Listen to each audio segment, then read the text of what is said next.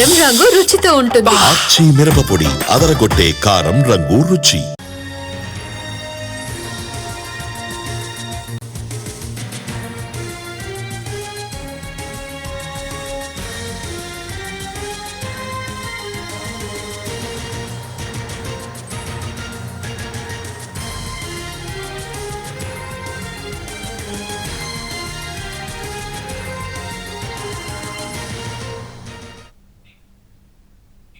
విశాఖలో శ్రీ గరుడ అయోధ్య రామ మందిరం నమూనా సెట్ వివాదంలో చిక్కుకుంది. భక్తి పేరుతో భారీ దోపిడీకి స్కెచ్ వేశారు నిర్వాహకులు. అయోధ్య రామాలయాన్నే దానికోసం ఎంచుకున్నారు. దర్శనాలు చెప్పులకంటూ భారీగా డబ్బులు కొట్టేస్తున్నారు. ఇది సరిపోక కళ్యాణం పేరుతో కమర్షియల్ యాక్టివిటీ మొదలుపెట్టి అడ్డంగా బుక్ అయ్యారు. బీచ్ రోడ్డులో పార్క్ హోటల్ పక్కనే ఉన్న ఖాళీ స్థలంలో మే నెలాఖరులో అయోధ్య రామాలయం సెట్ వేశారు నిర్వాహకులు. మొదట 2 నెలలే ఉంటుందని ప్రకటించారు. దీంతో భక్తులు భారీగా తరలివస్తున్నారు. అయితే నమూనా ఆలయంలోకి వెళ్లాలంటే 50 రూపాయల టికెట్ తీసుకోవాల్సిందే. చెప్పులు పెట్టుకోవడానికి ఇంకో 5 రూపాయలు చెల్లించాలి. ఇక లోపలికి వెళ్లాక రాముణ్ణి కల్లారా చూసి నమస్కారం చేసుకునే లోపే అక్కడుండే సిబ్బంది బయటకు లాగేస్తున్నారు. పగటిపూట జనాలు లేకపోయినా సరే పెద్దగా కేకలు వేస్తూ నానా హంగామా చేస్తున్నారు. భక్తులు ఎక్కువగా వచ్చే సాయంత్రం వేళ బౌన్సర్లను పెడుతున్నారు. పైగా శని ఆదివారాల్లో రద్దీ ఎక్కువగా ఉంటుంది. ఓవైపు దర్శనాలు, మరోవైపు చెప్పులకంటూ భక్తుల నుంచి దోపిడీ చేస్తూనే కళ్యాణం పేరుతో కమర్షియల్ యాక్టివిటీ మొదలుపెట్టారు నిర్వాహకులు. భద్రాచలం అర్చకులతో కళ్యాణ మహోత్సవం నిర్వహిస్తామని భక్తులను బురిడి కొట్టించారు. కళ్యాణంకు ఏకంగా 2,000 నుండి 9,900 రూపాయల టికెట్ ధరను నిర్ణయించగా ఈ నెల 29న కళ్యాణోత్సవం జరుగుతుందని సోషల్ మీడియాలో విస్తృతంగా ప్రచారం చేశారు. అంతేకాదు ఫ్లెక్సీలు పెట్టి టికెట్లు విక్రయిస్తున్న వ్యవహారం అధికారుల దృష్టికి రావడంతో భద్రాచలం దేవస్థానం ఈవో రమాదేవి స్పందించారు. దీనికి సంబంధించి పూర్తి అప్డేట్స్ మా ప్రతినిధి చిరంజీవి లైవ్ లో అందిస్తారు. చిరంజీవి. ఎస్రాని ప్రస్తుతం విశాఖలోని ఆర్కే బీచ్ లో ఏర్పాటు చేసినటువంటి శ్రీ గరుడ అయోధ్య రామ నమూనాలో ఏర్పాటు చేసినటువంటి రామాలయం ప్రస్తుతం వివాదాస్పదంగా మారింది. దీన్ని మొదట కూడా నిర్వాహకులు 45 రోజుల పాటుకు మాత్రమే పర్మిషన్ తీసుకున్నారు. అది కూడా ఆర్కే బీచ్ రోడ్డుకి సంబంధించి ఆ పరిసర ప్రాంతాల్లో తీసుకున్న పరిస్థితి. అయితే తర్వాత ఇదంతా కూడా భక్తులంతా కూడా క్రౌడ్ ఎక్కువ వస్తుండడంతో తర్వాత దీన్ని వ్యాపారంగా మలుచుకున్నారు. ప్రతి దగ్గర కూడా టికెట్ వసూలు చేసి క్యాష్ ని చేసుకుంటున్న పరిస్థితి కనిపిస్తుంది. అయితే ఈ క్రమంలోనే ఇంకా ఆదరణ ఎక్కువగా ఉండడంతో వారి ఆశ అత్యాశకి ఎక్కువగా అవుతున్నటువంటి పరిస్థితి.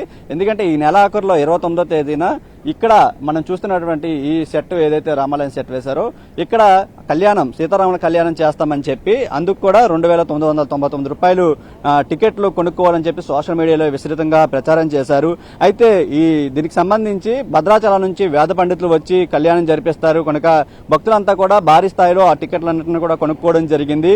ప్రస్తుతం అదంతా కూడా బోగస్ అని తేలడంతో అక్కడ ఈ వ్యవహారం అంతా కూడా ఈ భద్రాచలం ఈవో చేరినటువంటి పరిస్థితి కనిపించింది. తర్వాత వాళ్ళు వెంటనే అలర్ట్ అయ్యి నిన్న 3 టౌన్ పోలీసులకు కంప్లైంట్ ఇచ్చారు. తమ ప్రమేయం పర్మిషన్ లేకుండా ఇదంతా కూడా విస్తృత ప్రచారం చేస్తున్నారు, అసత్య ఆరోపణలు అని చెప్పేసి వారు ఖండించడం జరిగింది. ప్రస్తుతం నిర్వాహకుల మీద అదేవిధంగా వీటన్నిటి మీద సంబంధిత పోలీస్ కమిషనర్తో పాటు మిగతా పోలీస్ అధికారులు అందరికి కూడా కంప్లైంట్ ఇవ్వడం జరిగింది. దీని మీద సమగ్రమైన విచారణ జరిపి తమకు దీనికి సంబంధించి ఎటువంటి సంబంధం లేదని చెప్తున్నటువంటి పరిస్థితి కనిపిస్తుంది. మరి నిర్వాహకులు కూడా దీనికి సంబంధించి 45 రోజులు మాత్రమే పర్మిషన్ తీసుకున్న తర్వాత అలా విస్తృతంగా వీకెండ్స్ లో కూడా చాలా వరకు ఎక్కువగా భక్తులు తాకిడి వస్తుండటంతో ఇవంతా చూసి దీన్ని ఇంకా పొడిగించే క్రమంలో అంటే కళ్యాణం పేరు చెప్పి ఆ తర్వాత దానికి వచ్చిన ఆధారణ అడ్డు పెట్టుకుని తర్వాత మళ్ళీ దీన్ని ఎక్స్టెండ్ చేయాలనుకుని ఒక ప్లాన్ అయితే వేసినట్లు మనకు స్పష్టంగా తెలుస్తుంది. మరి దీని వెనక ఎవరు నడిపిస్తున్నారు ఏంటనేది కూడా ప్రస్తుతం పోలీసులు దీన్ని దర్యాప్తు చేస్తున్నారు.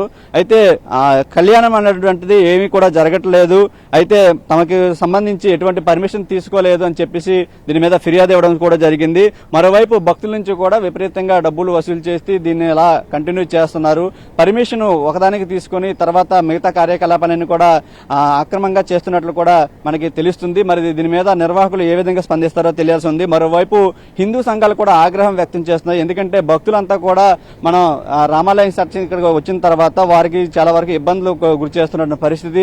డబ్బులైతే వసూలు చేస్తున్నారు కానీ వాళ్ళకి సక్రమంగా దర్శనం ఇవంతా కూడా ఏర్పాటు చేయడం లేదు. చిన్నపిల్లలు 3 సంవత్సరాలు దాటిన తర్వాత వాళ్ళకి కూడా టికెట్ వసూలు చేస్తున్నారు, చెప్పులకి వీళ్ళన్నిటి కూడా చేస్తున్న పరిస్థితి.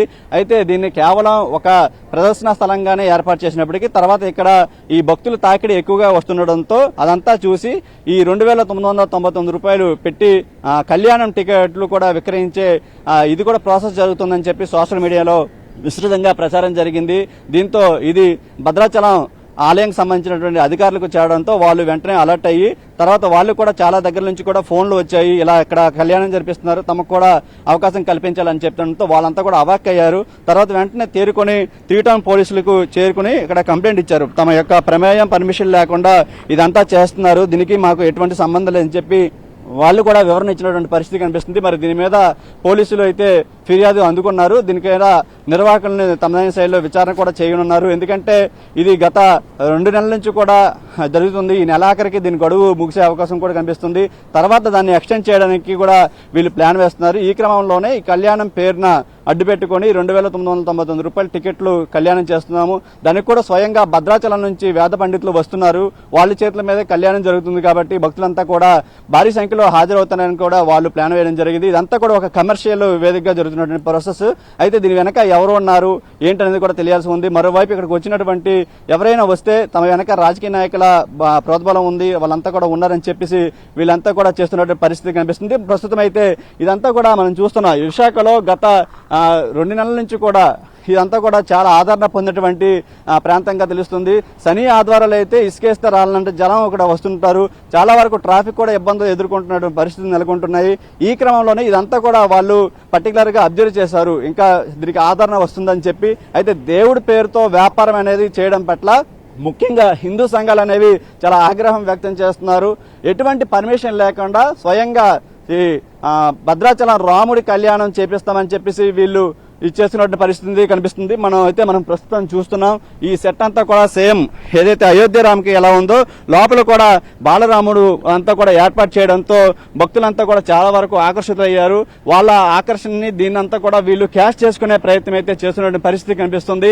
ఎందుకంటే మనం చూస్తున్నాం 3 సంవత్సరాలు దాటిన వాళ్ళకి కూడా 50 రూపాయల టికెట్, అదేవిధంగా చెప్పులకి వీరన్నిటి కూడా అంటే ఒక దేవాలయంలో చేసేటువంటి కార్యక్రమాలు ఏవైతే ఉన్నాయో వాటన్నిటికి సంబంధించి అన్ని కూడా ఏర్పాట్లు చేస్తున్నారు. మరి దీనికి సంబంధించి అటు దేవాదాయ శాఖ ఏ విధంగా రెస్పాండ్ అవుతుందో చూడాలి. ఇప్పటికే భద్రాచలం అధికారులు కూడా దీని మీద సీరియస్ అయినటువంటి పరిస్థితి కనిపిస్తుంది. ఎందుకంటే ఎటువంటి సమాచారం లేకుండా ఈ నెల 29వ తేదీన భద్రాచలం వేద పండితులతో కళ్యాణోత్సవం పేరుతో ఇదంతా కూడా చేస్తున్నారు. మనకి చూస్తున్న ఆర్కే బీచ్ సముద్ర తీరాన విశాలమైనటువంటి ప్రదేశంలో ఈ సెట్ ని ఏర్పాటు చేయడంతో భారీ సంఖ్యలో భక్తులు వస్తున్నారు. మరి వాళ్ళంతా కూడా ఎక్కడి నుంచో చాలా సుదూర ప్రాంతాల నుంచి కూడా వస్తున్నటువంటి పరిస్థితి కనిపిస్తుంది. దీంతో వీళ్ళు ఈ విధంగా భారీగా ఈ ఫైనాన్స్ సంబంధించినటువంటి ఈ విధంగా మోసానికి తెరదించినటువంటి పరిస్థితి కనిపిస్తుంది. మరి దీని మీద పోలీసులు ఏ విధంగా స్పందిస్తారో చూడాల్సి ఉంది. అయితే ఈ ప్రచారం మీద భద్రాచలం దేవస్థానం ఈవో ప్రస్తుతం విచారణ చేస్తున్నారు. నిర్వాహకులపై విశాఖ కలెక్టర్కు పోలీసులకు ఫిర్యాదు చేశారు. అయితే ఇదంతా కూడా ఇప్పటి వరకు సక్రమంగా సాగింది. ఇదంతా ఇప్పుడు వివాదంలో చిక్కుకున్నటువంటి పరిస్థితి కనిపిస్తుంది. మరి దీని మీద ఎటువంటి లీగల్ యాక్షన్ తీసుకుంటారో చూడాలి.